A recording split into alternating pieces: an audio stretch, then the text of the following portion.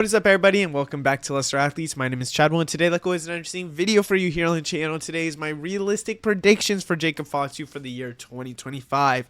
Now, I am going back and forth on this video because a part of me doesn't believe entirely what I am preaching, okay? Because truthfully, I think Jacob Fatu, there is a full range of what he could possibly possess.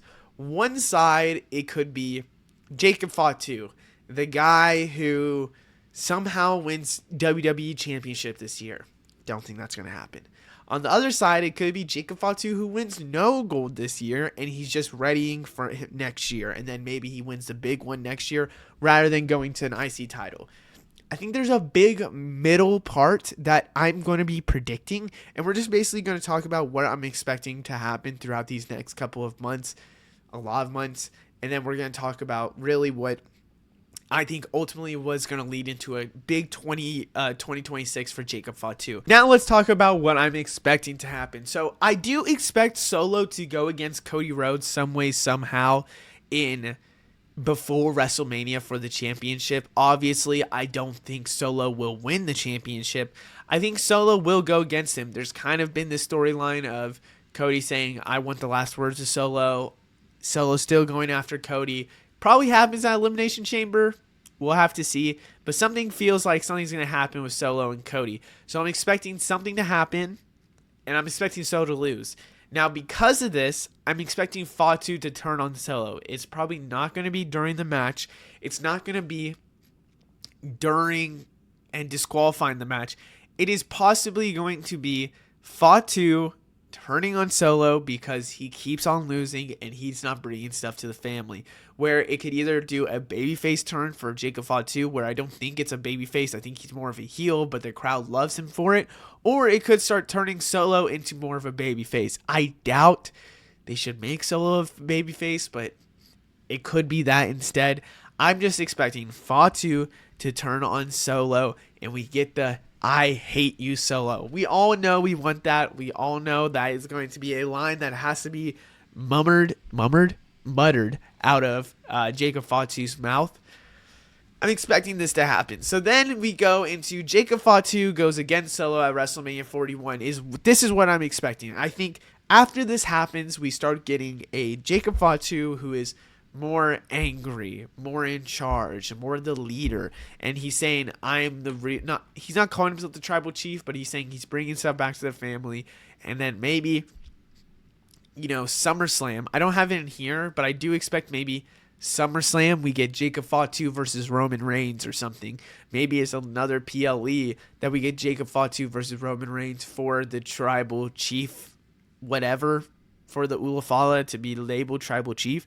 I'm expecting something like that to happen where we basically get Jacob Fatu versus Roman Reigns to become the tribal chief. Maybe that's 2026 when we get Roman and Fatu at Royal Rumble for it, or whatever might happen.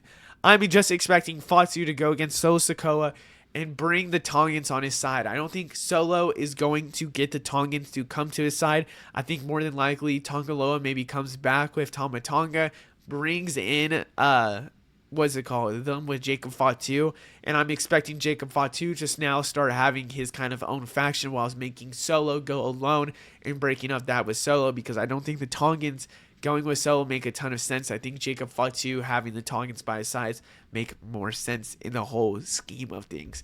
Up next, we have Jacob Fatu beat Solo Sikoa at WrestleMania, which I do think is what would happen, because I think obviously they would want Jacob Fatu to have a sort of, what is it called?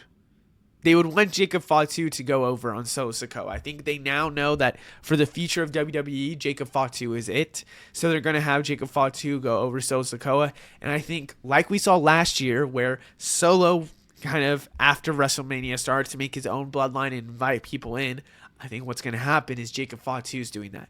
Now, does this lead to the new chapter that would become for this bloodline, where maybe it's a true all known new family is calling themselves the true bloodline, while the other side is now Roman, all of them. which I wonder what would happen and how that story would go and how you would convince people that this is a story that's good. Maybe it's just they're the bloodline and not the other bloodlines trying to take them down still. It truly is that they are the new bloodline, but they are more menacing. So I do believe that he's going to recruit his own bloodline and bring in people. I'm expecting. Now, this is a shout because I think Zilla Fatu has definitely burnt some bridges since his time with WWE, with Booker T and stuff going wrong with that. I think Zilla Fatu is WWE bound at some way. I just don't know when. And that makes me believe that I think Zilla Fatu will get a chance at WWE. Does he go to NXT first? Is it he's like the Tongans and goes all the way up because they need this in the storyline? I don't know. I do believe, though, that Zilla would be the new enforcer, where Solo had Jacob Fatu, where Zilla would be that for Jacob Fatu, which would ultimately lead to them like being the two core people in there while you have the Tongans on the side, which Talatonga, aka Hikuleo, has been rumored to be signed with WWE for a long time, I think since the summer. Maybe this is when you really bring Talatonga into the mix. Maybe you do get the 5 bloodline members, and it is Zilla Fatu. It is Talatonga for the Tongans. I do believe that that is probably where we're going to, where Talatonga will be maybe an X factor in this whole thing and come in for the Tongans. My other on here is Jacob Anoi. I'm getting that name so wrong. I just don't know him with NXT, how well it would be. I'm going to say no for now. I think more than likely it's going to be Zilla Fatu in the future rather than anything because I think he's young. I think he is on the Fatu name. It makes more sense to go his route. But I do think that there's going to be a new chapter that's going to happen for this storyline. Then that brings us to Jacob Fatu winning singles gold. So I do believe in 2025 he should win singles gold. Now, who does he win it off of? How does it happen? I don't know. But you have to make this bloodline look menacing. Now, I know you try to do it with the tag titles, with the bloodline. And yes, I did somewhat of a, okay, that kind of makes him look good. But I have to be honest, Solo Sikoa looked like a bomb. You have to have singles gold. And I think Jacob Fatu is very good at winning the U.S. title. Now, part of me is going back and forth on this because I think, okay, you have Jacob Fatu winning the U.S. title. Does this kind of make him feel like a Timu bloodline for real? Like they're not winning the big one, they're winning the smaller one. Do they win the big championship? And that's actually where we go to. I don't think this happens in 2025. I think you should start with the U.S. title for Jacob Fatu. And I think you got to assert dominance in this faction where maybe he does bring the U.S. title up a little bit where people are like, okay, U.S. title's legit. And I do think winning against a LA Knight, I think winning against somebody established or winning off Jimmy Uso is a great way to kind of, even Carmelo Hayes is a great way to kind of assert Jacob Fatu is for real and this bloodline is for real. I think that would be a good way. Jimmy would be a good, interesting mix into it. Carmelo would be kind of interesting as well, but I do think LA Knight would be the best win off of him to establish himself as this guy is for real and Jacob Fatu is crazy.